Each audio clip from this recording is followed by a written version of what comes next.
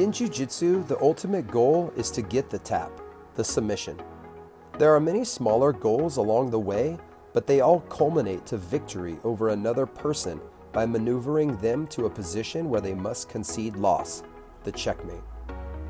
Where a lot of practitioners go wrong, however, is focusing solely on the tap, evaluating themselves by how many submissions they got in a given training session and who they got them on. Every roll for them is a gold medal competition match with maximum effort applied. There is a time and a place for hard, competition-style rounds, but both partners need to be on board with it and skill sets should be similar. However, if these are the only type of rounds a student is doing, it will eventually lead to stagnation. And what does a tap really mean in the gym or at the academy?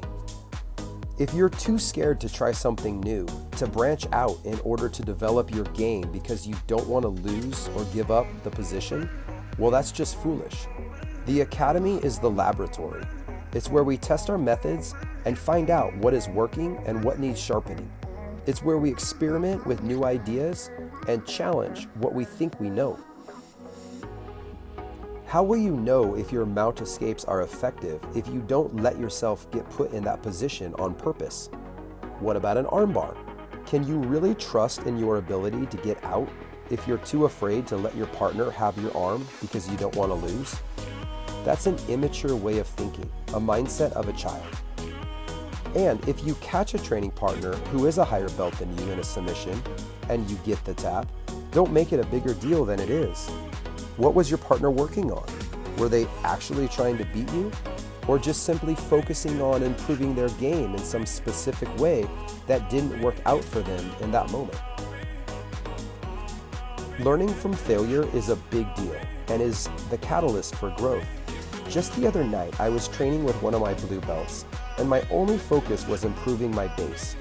We started out standing, and I let him find different grips on me as he worked towards a takedown. I got to play with my base, and he got to feel base and experiment with trips, throws, and shots. Finally, after some time, I hit an effortless sasai. I was successful because he overcommitted in his movements to take my base away and get me down. I learned something from success, and he learned something from failure.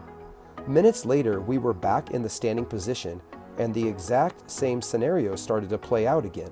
But this time my sasai was unsuccessful. So what if you get caught by a lower belt? In fact, if you want to grow in your skills, you need to be getting caught by them. It doesn't matter how skilled or unskilled your partner is. There is always opportunity to sharpen your skill set and improve. Pick something specific to work on in a given match. Handicap yourself in some way. This allows your less skilled partner to play the game more and forces you to work with less tools. In addition, I often roll with a specific principle in mind, a fundamental concept that makes any technique either succeed or fail.